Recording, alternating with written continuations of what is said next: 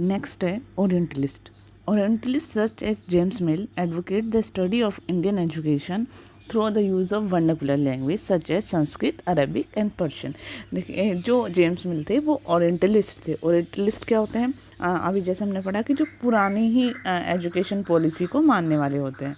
ठीक है, वो कैसी स्टडी को इंडिया में एडवोकेट कर रहे थे, यानी वो ऐसी स्टडी चाहते थे इंडिया में जिसको वर्नाकुलर लैंग्वेज में ही पढ़ाया जाए, यानी उनकी अपनी भाषा में ही पढ़ाया जाए। जैसे जो संस्कृत है, अरेबिक है या पर्शियन है, जो इस तरह की जो लैंग्वेज है, इसी लैंग्वेज में उनको स्टडी कराई जाए। दे held the opinion that western education would destroy the traditional education system in India। उनका ये ओपिनियन था कि ये जो वेस्टर्न एजुकेशन पॉलिसी है ये भारत में जो ट्रेडिशनली एजुकेशन सिस्टम था, यानी भारत का अपना जो एजुकेशन सिस्टम था, उसको बिल्कुल नष्ट कर देगा। Orientalist literature according to them was not in any way inferior to English literature।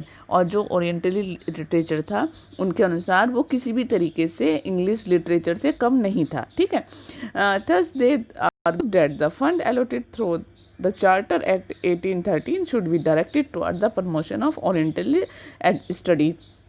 तो उन्होंने जो 1813 का जो चार्टर था उसके अनुसार ये उनके ऊपर आर्ग्यू करना शुरू कर दिया, जोर डालना शुरू कर दिया कि उन्हें भी जो है ओरिएंटल एजुकेशन को, स्टडीज़ को प्रमोट करने के लिए डायरेक्ट उन्हें फंड दिया जाए। ठीक है, उनके उस प्रमोशन के लिए उन्हें भी फंड देना चाहिए, पैसे मिलने चाहिए। ठीक है, नेक्स्ट है एंग्लिस्ट। एंग्लिस्ट कौन थे? जो इंग्लिश लैंग्वेज का फेवर कर रहे थे।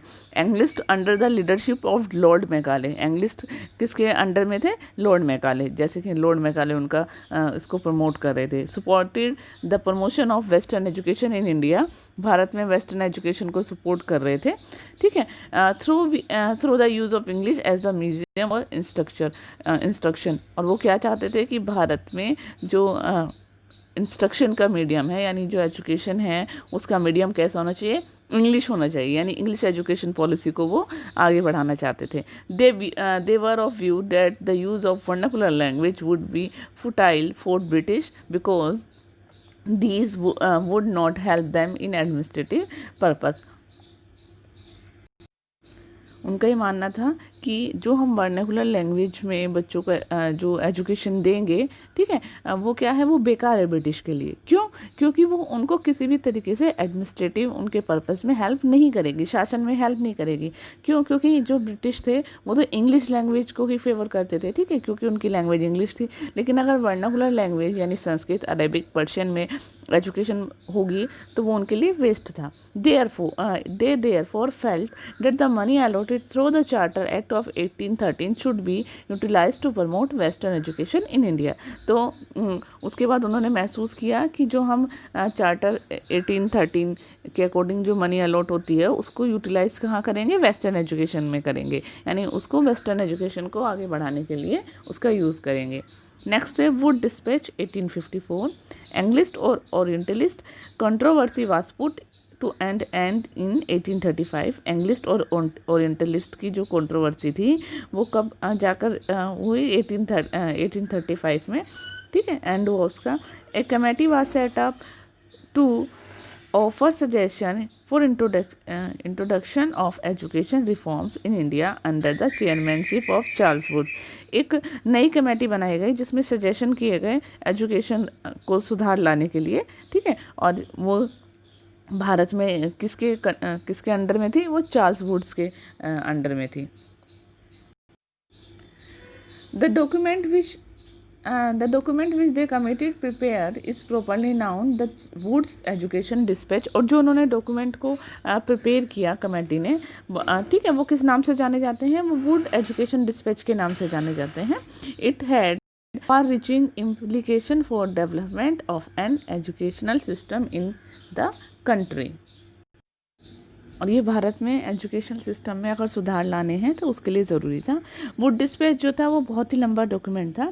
उसमें 100 पैराग्राफ थे which deal with various aspect of education reform in India. जो भारत में हर एक एजुकेशन धार को हर एक पहलुओं पर उसमें जो है हर एक पहलुओं के ऊपर उसमें प्रकाश डाला गया था, यानी हर एक पहलुओं को उसमें इंक्लूड किया गया था.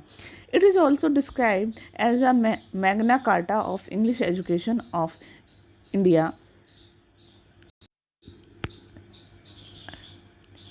वुड डिस्पैच को Magna Carta of the English education के नाम से भी जानते हैं. यानी मेग्ना कार्टा क्या होता है बेटा, एक ये शांति बनाए रखने के लिए एक बहुत बड़ा चार्टर जिसको बोलते हैं, ठीक है. यानी रिफॉर्म्स का एक बहुत बड़ा चार्टर था जिसमें हर एक पहलू पर, हर एक चीज़ पर उसको इंक्लूड किया गया था.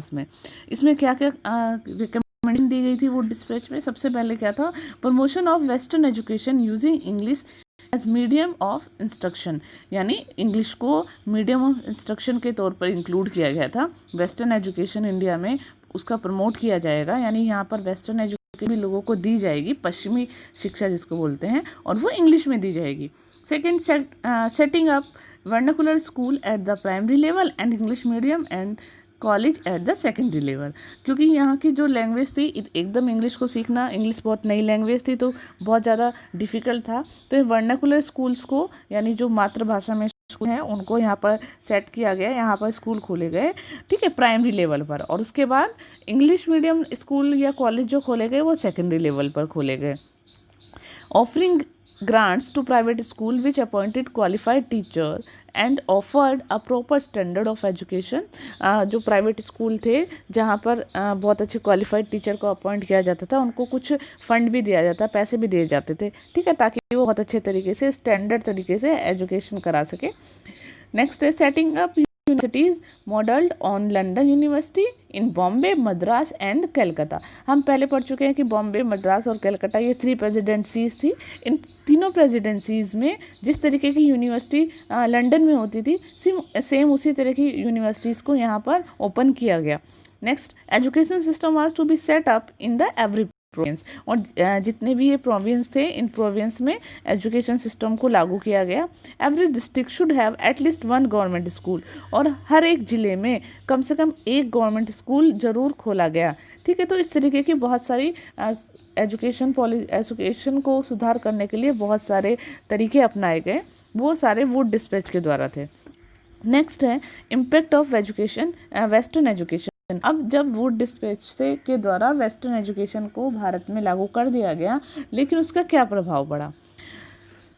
The education of mass was neglected bye the British which is evident from the fact that the literacy rate of India was 16% at the time of independence. यानी जो एजुकेशन थी उसमें जनता की जो आम जनता थी, यानी सभी लोगों की, आम जनता जो थी उसकी एजुकेशन को निगलेक्ट किया गया, नज़रअंदाज कर दिया गया. यानी कुछ ही लोग एजुकेशन को प्रोवाइड होती थी कुछ ही लोगों तक, और बाकी लोग जो है वो इलिटरेट रह जाते थे, ठीक है. क्यों? क्योंकि जो इंग्लिश वेस्टर्न एजुकेशन सिस्टम था वो बहुत ज़्यादा कॉस्टली था, तो सभी लोग उसको अफोर्ड नहीं कर पाते थे, सभी लोग उसको समझ नहीं पाते थे. तो इस वजह से ये बहुत ज़्यादा यहाँ लोग जो है इंग्लिश एजुकेशन सिस्टम को, और वैसे भी आम जनता को इसमें इंक्लूड नहीं किया गया था. इसलिए जब भारत आज़ाद हुआ तो केवल इंडिया का लिटरेसी जो रेट था वो 16% रहा. The education policy whichever was introduced was only to produce cheap clerk who could help them in administration in their pursuits of economic subjugation of India. जो एजुकेशन पॉलिसी थी उसको यहाँ पर introduce करने का उनका सिर्फ एक ही मकसद था कि वो इंडिया में सस्ते क्लर्क, चीप क्लर्क मतलब जो सस्ते उनके नौकर थे, वो उनको यहाँ पर क्रिएट कर पाएँ जो उनकी हेल्प कर सके एडमिनिस्ट्रेशन सिस्टम में, ठीक है, उनको इकोनॉमी में, उनकी यहाँ पर इकोनॉमी को बढ़ाने में हेल्प कर सकें. लेकिन इससे क्या होता है, भारतीय इकोनॉमी का जो है उसको बहुत ज़्यादा ब्रिटिश ने अपने कंट्रोल में कर लिया था. वो हर तरीके से यहाँ पर इकोनॉमी का दमन होना शुरू हो गया था.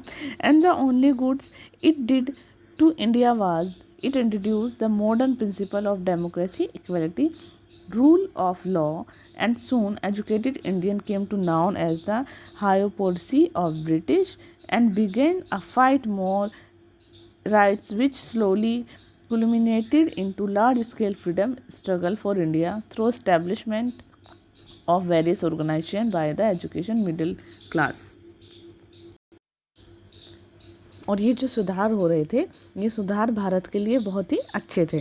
क्यों? क्योंकि यहाँ पर बहुत सारे नए नए सिद्धांतों को जो है उनको पेश किया गया था, जैसे कि डेमोक्रेसी, ठीक है, लोकतंत्र, इक्वलिटी, समानता, रूल ऑफ लॉ, कानून के सामने जो, जैसे कानून क्या शासन, यानी कानून का शासन, जो सभी लोग इक्वल रहेंगे, सभी के लिए कानून बनाए गए। तो ये जो एजुकेशन सिस्टम थी वो भारत के लिए बहुत ज़्यादा फ़ायदेमंद रही, ठीक है। और जल्दी जो एजुकेटेड लोग थे, ठीक है, वो क्या, उनको क्या पता चला कि ब्रिटिश एक्चुअल में चाहती क्या है, ठीक है। वो ब्रिटिश के नज़रिए को समझने लग गए कि ब्रिटिश वास्तव में यहाँ क्या करना चाहती है, और उसके लिए, ठीक है, और अधिकतर जो उनके क्या अधिकार हैं, किस तरीके से उनको काम करना है, क्या उनके सारे ब्रिटिश ने किस तरीके से उनके साथ गलत किया है, तो वो अपने अधिकारों को लेकर उन्होंने लड़ाई करनी शुरू कर दी। और धीरे धीरे ये जो लड़ाई थी ये स्वतंत्रता की लड़ाई में चेंज हो गई, ठीक है। यानी पहले तो छोटे पैमाने पर उनको अपने राइट्स को पता चले, लेकिन बाद में वो धीरे धीरे वो स्ट्रगल जो अपने अधिकारों को लेकर कर रहे थे वो बहुत बड़े पैमाने पर होने लगा। और जो एजुकेटेड लोग थे उन्होंने अलग अलग ऑर्गेनाइजेशन बनाए, ठीक है, और जिसके माध्यम से उन्होंने स्वतंत्रता के लिए संघर्ष करना शुरू कर दिया। उन्होंने अपने लिए आज़ादी के लिए, देश को आज़ाद कराने के लिए काम करना शुरू कर दिया। देखिए बेटा कि भारत में जो 1961 में जो सेंसस हुआ था उसमें भारत में 1652 डिफरेंट लैंग्वेज को रिकॉग्नाइज़ किया गया था, लेकिन सिर्फ उनमें से 22 लैंग्वेज को ही डिक्लेयर किया गया था ऑफिशियल लैंग्वेज में, ठीक है, और वो ही हमारे इंडियन कॉन्स्टिट्यूशन में है।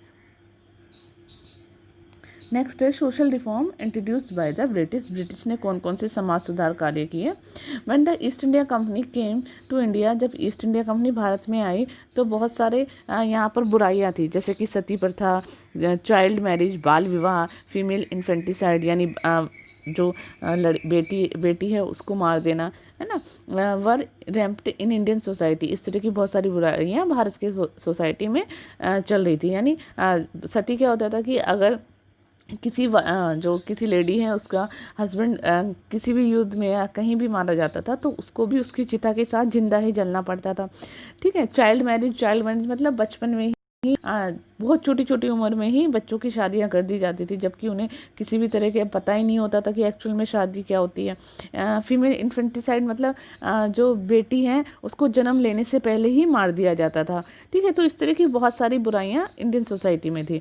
इन the beginning the company was not interested in interfering with the social and religious custom and the tradition of Indian society as they fear it would affect their trade. लेकिन जब शुरुआत थी Indian company भारत में आई तो उसको कोई इंटरेस्ट नहीं था, ठीक है, कि क्या समाज में चल रहा है, भारत के कस्टम्स को लेकर, रिलीजियस कस्टम्स को लेकर, उनके ट्रेडिशंस को लेकर वो कोई भी उसको इंटरेस्ट नहीं था। क्यों? क्योंकि उसको ये डर था कि अगर वो इसमें इंटरफेयर करेगी तो उनके ट्रेड पर इसका गलत इफेक्ट पड़ेगा, ठीक है। However by the mid 19th century social reform movement picked up momentum and attract the attention of the British administrator। 19th century में जो सोशल रिफॉर्म्स से सामाजिक सुधार आंदोलन था उसमें गति आई, ठीक है, उसमें वो मोमेंट तेज होने लगे और उन्होंने ब्रिटिश को जो है एडमिनिस्ट्रेटर को, ब्रिटिश एडमिनिस्ट्रेशन का ध्यान अपनी तरफ आकर्षित करवाया। British to the following step to reform Indian society. British ने कुछ कदम उठाए भारतीय सोसाइटी में सुधार करने के लिए। सबसे पहला, Lord William Bentinck the British governor general abolish sati in general Bengal in 1829। Lord William Bentinck जो थे वो ब्रिटिश गवर्नर जनरल थे, उन्होंने 1829 में सती प्रथा को बंद कर दिया। Second, he introduced English education in India by passing the English Education Act in 1835। 1835 में जो एक्ट पास किया गया था वहाँ उसके द्वारा भारत में इंग्लिश एजुकेशन सिस्टम को पास कर दिया गया था, यानी यहाँ पर इंग्लिश एजुकेशन सिस्टम शुरू हो गया था। Lord Canning another British governor general, Lord Canning जो दूसरे ब्रिटिश गवर्नर जनरल थे उन्होंने हिंदू विडो रीमैरिज एक्ट पास किया था 1856 में। यानी 1856 से पहले क्या था, भारत में जो विधवा लेडी होती थी वो दूसरी शादी नहीं कर सकती थी, ठीक है, और उनकी लाइफ जो है बहुत ही ज़्यादा क्रिटिकल हो जाती थी, यानी बहुत ही ज़्यादा दयनीय, उनकी बहुत ही सारी उनको रूल्स फॉलो करने थे। यानी उनको एक अलग रूम में रहना, अच्छा खाना भी नहीं उनको खाना होता था, बिस्तर पे भी नहीं सोना होता था, तो बहुत सारी प्रॉब्लम्स उनको फेस करनी पड़ती थी विडो होने के बाद। तो 1856 में जो कैनिंग थे, उन्होंने एक एक्ट पास किया जिसमें हिंदू विडो दोबारा शादी कर सकती, ठीक है, यानी विधवा होने के बाद जो लेडी होती थी वो दोबारा शादी कर सकती थी। In 1850 law was passed to enable easier conversion to Christianity that allowed Indian Christian to inherit the property of their ancestor. और 1850 में एक लॉ जो पास किया गया था जिसमें क्या था कि जो इंडियंस हैं वो आसानी से कन्वर्जन कर सकते हैं ईसाई धर्म में, ठीक है, उन्हें अलाउ कर दिया गया था कि वो क्रिश्चियन बन सकते हैं। और इसके बाद क्या होगा, जो भारतीय ईसाई होंगे उनको अपने पूर्वजों की जो संपत्ति थी वो विरासत में उनको मिल जाएगी, ठीक है, यानी उनके पूर्वजों की संपत्ति पर उन्हीं का अधिकार हो जाएगा। बहुत सारे इंडियंस जो थे वो ये महसूस कर रहे थे कि ब्रिटिश जो हैं वो भारतीय कस्टम और ट्रेडिशन को नष्ट कर रहे हैं, ठीक है, उसको ख़त्म करने की कोशिश कर रहे हैं। बट लेकिन उसी टाइम पर कुछ लोग ऐसे भी थे, यानी कुछ इंडियन ऐसे भी थे जो उनके इन रिफॉर्म्स का, उनके इन सुधारों का स्वागत कर रहे थे। यानी वो उन्हें ये महसूस हो रहा था कि ब्रिटिश जो कर रही है उसमें कहीं ना कहीं इंडियंस की भलाई है। नेक्स्ट है development of infrastructure and administration of the towns. किस तरीके से ब्रिटिश ने टाउन में एडमिनिस्ट्रेशन सिस्टम और इंफ्रास्ट्रक्चर को उनको डेवलपमेंट किया। The British built the infrastructure of the new towns and cities by developing railway, roadways, Airways, post and telegraph service and water transport. British ने बहुत सारी इंफ्रास्ट्रक्चर को लागू किया नए नए टाउन्स में और सिटीज़ में। जैसे उन्होंने रेलवे को डेवलप किया, रोडवेज़ बनाए, एयरवेज़ बनाए, पोस्ट और टेलीग्राफ सिस्टम सर्विस को शुरू किया, वाटर ट्रांसपोर्ट सिस्टम शुरू किया। बेटा अभी हम पीछे पढ़े अभी हमने कि सबसे पहली बार जो रेलवे स्टार्ट की गई थी वो 1853 में पहली पैसेंजर रेलवे स्टार्ट की थी बॉम्बे से ठाणे के बीच में, ठीक है। ये ब्रिटिश ने, वैसे ये सारे सिस्टम ब्रिटिश ने अपने लिए शुरू किए थे, लेकिन जैसे जैसे टाइम बीतता गया यानी कहीं ना कहीं बेनिफिट इंडियंस को भी होने लगा। फर्स्ट रेलवे इन 1853, फर्स्ट पैसेंजर ट्रेन रैन बिटवीन बोरी बुंडेर इन बॉम्बे एंड, पहली जो पैसेंजर ट्रेन थी वो बोरी बुंदेर जो कि बॉम्बे में है, बॉम्बे से ठाणे के बीच में स्टार्ट की गई थी। इसका डिस्टेंस कितना था, 34 किलोमीटर। जल्द ही रेलवे लाइन जो है पूरे कंट्री में फैला दी गई और वो एक जगह से दूसरी जगह को कनेक्ट करने लगी। Initially, the trains ran on broad gauge and later metres gauge was introduce. सबसे पहले तो ट्रेन क्या बहुत लंबी लाइन में बिछाई गई, लेकिन धीरे धीरे वो छोटे लाइनों में भी बिछाई जाने लगी। यानी पहले तो जो रेल थी उसको बहुत लंबे लंबे रूट्स के लिए उनको शुरू किया गया था, लेकिन जैसे जैसे धीरे धीरे उसका यूज़ होने लगा फिर छोटे छोटे एरियाज़ को भी उसको कर दिया गया। नेक्स्ट है roadways. Till the Second World War, the road transport in India did not see much growth as British chose to focus only on railway expansion. Second world war तक रोड ट्रांसपोर्ट जो था भारत में उसको ज़्यादा growth नहीं उसकी हुई, क्योंकि ब्रिटिश ने सिर्फ रेलवेज़ का विस्तार चुना था। ब्रिटिश क्या है सिर्फ ट्रेन के विस्तार पर ही उसको बढ़ाने पर ही ध्यान दे रही थी। Also road transport face tough competition from the railways, और रोड ट्रांसपोर्ट को रेलवे के साथ बहुत ही ज़्यादा टफ कंपटीशन झेलना पड़ा। In an effort of to expand road transport and make it more competitive, the British pass motor vehicle act in 1939।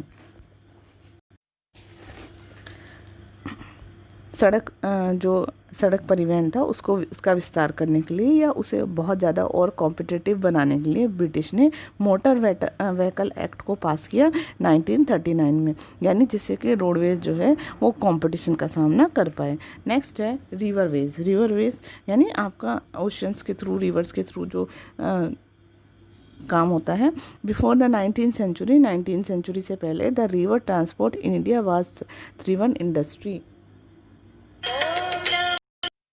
यानी जो इंडियन रिवर ट्रांसपोर्ट था वो पहले से ही संपन्न था। यानी इंडिया में तो बहुत पहले से ही, बेटा हम पहले भी पढ़ चुके हैं कि इंडिया में एंशिएंट टाइम से यहाँ पर समुद्र के द्वारा, रिवर्स के द्वारा जो है यहाँ पर व्यापार किया जाता था। ठीक है, तो यहाँ ये तो पहले से ही थ्राइवन थी, यानी यहाँ पर बिल्कुल संपन्न थी। Under the British rule the Indian shipping industry saw decline as British shipping companies started dominating the sea trade।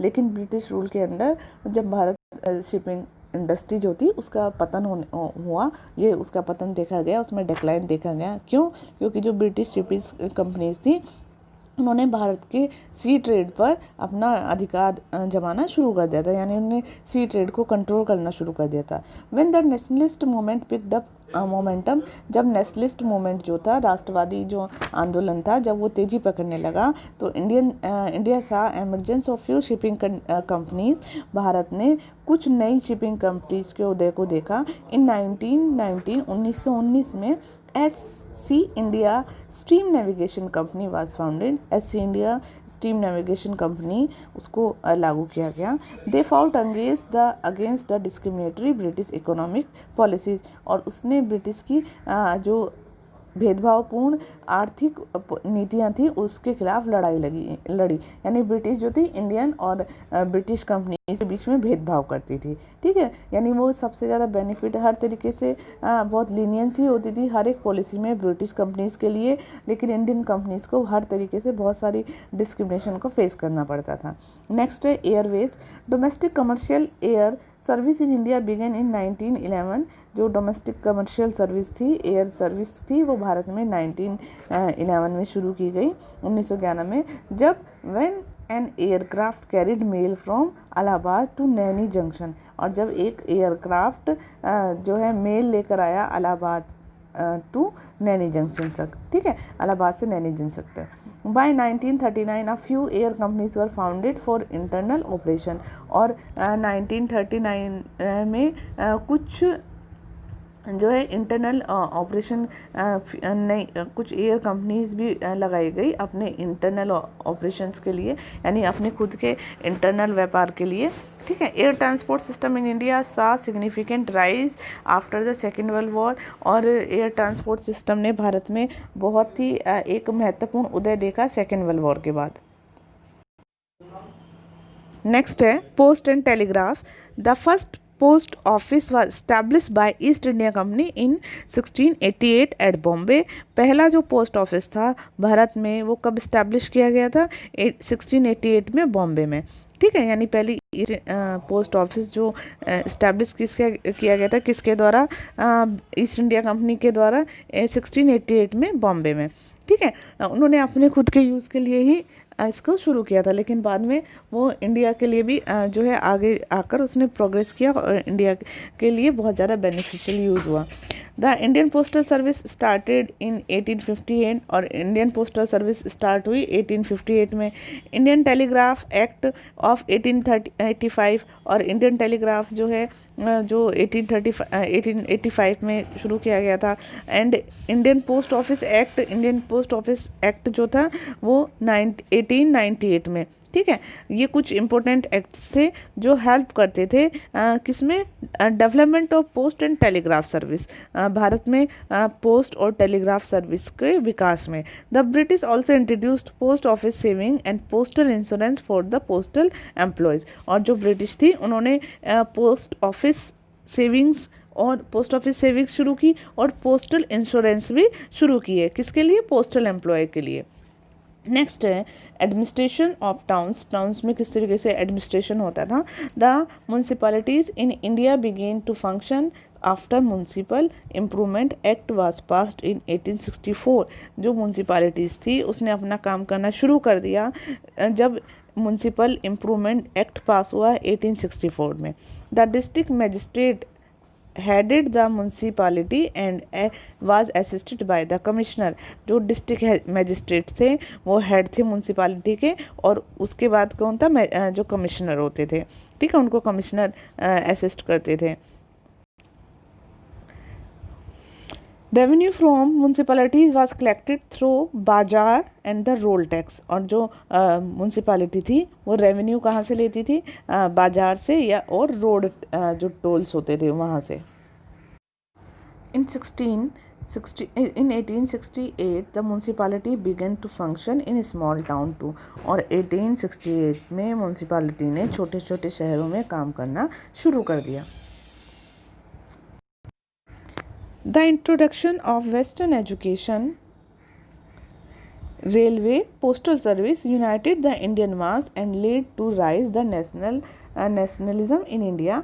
जो भारत में वेस्टर्न एजुकेशन की शुरुआत हुई थी, रेलवेज, पोस्टल सर्विस की शुरुआत हुई थी, उसने भारत की जनता को एक करना शुरू कर दिया और यहाँ राष्ट्रवाद, जो नेशनलिज्म राष्ट्रवाद की शुरुआत हुई। देखिए बेटा, नेशनलिज्म क्या होता है? नेशनलिज्म एक ऐसी भावना होती है जो हम अपने राष्ट्र के प्रति प्रेम की भावना, यानी हमारे राष्ट्र के प्रति प्रेम की भावना ही नेशनलिज्म होती है। हम अपने राष्ट्र को सर्वोपरि मानते हैं, सबसे ऊपर हमारा राष्ट्र होता है, तो यही भावना हमारी नेशनलिज्म कहलाती है।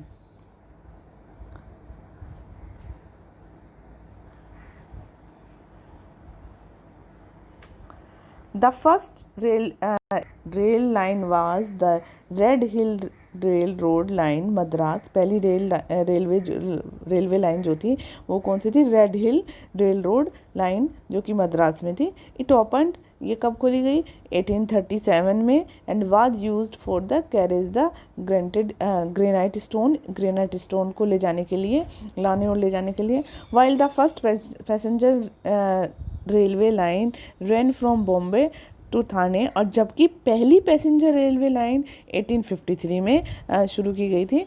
The same was Dalhousie open first telegraphic line from Calcutta to Agra.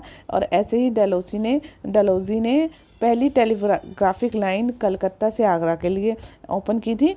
और and also introduce postal service, और पहली पोस्टल सर्विस भी। यानी बेटा आप कंफ्यूज नहीं होइएगा, देखिए कि पहली रेलवे लाइन जो कि शुरू की गई थी मद्रास में, ठीक है, मद्रास में, लेकिन पैसेंजर के लिए वो आपकी बॉम्बे से थाने के लिए 1853 में शुरू की गई थी।